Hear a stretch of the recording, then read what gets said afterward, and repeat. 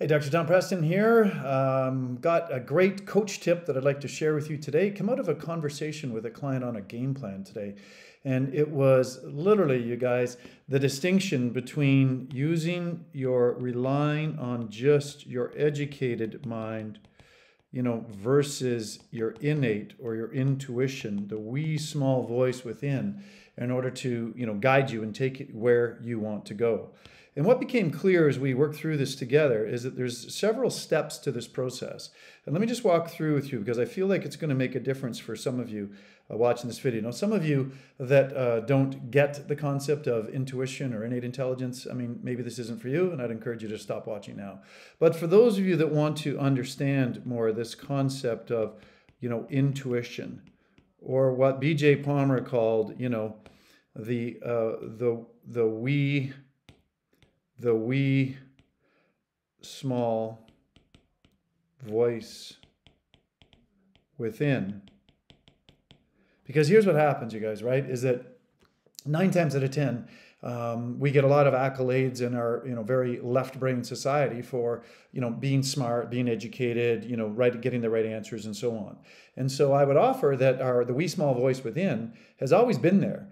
It's just that oftentimes there's so much clutter, so much in the way, and we're not literally able to hear or listen properly that we don't get the insights. And to the degree in my life, as one example, that I have been a relative success in my life relative to whatever standards I set up, I can tell you it has a lot more to do with listening to the wee small voice within than it has to be with, my educated mind. So what are the points? There's 3 points here, you guys, that really help you get more clarity on listening to the wee small voice within, okay?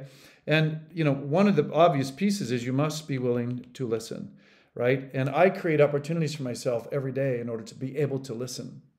One of those is a daily meditation practice, which is one of the more common places that in a structured meditation practice that I get the wee small voice within to give me guidance on my life and my mission and how I get to live authentically, right? I can tell you, though, that there's times where you're doing other things that aren't structured meditations, like just showering, where you're doing the same activity you've done for years. And, it's a great place to get ideas because, again, it's like meditation because you're getting your educated mind sort of out of the way. So you must listen. But you also must, and this is a piece, you guys, you must take action on what it is that you're, listening to, right? Because the wee small voice within is a muscle. And if you don't exercise the muscle, if you don't work the muscle, it's not going to get strong. So again, it's one thing to listen, right, which is a super important part, but you also must take action. But here's the part that most people miss, you guys, okay, is they miss this, that you must clear the clutter that's in the way to be able to listen. Because if you don't clear the clutter, you can't listen. You don't listen, you can't act. And the whole thing basically starts to implode upon itself. So these 3 steps, these 3 parts are really the keys that I've found in my life and certainly in my long coaching career as of this recording, almost 30 years, to be able to get you to listen to that wee small voice within and to take action. Because to the degree that, obviously you're quite bright and you've got to where you are in life by being quite bright and so on, your wee small voice within, your innate self, your intuition will take you places that your educated mind never will. So Dr. Tom, enrolling you in the concept of being able to pay more attention to the wee small voice within. It'll take you places that the rest couldn't. You must take it in the steps, you guys. You got to listen.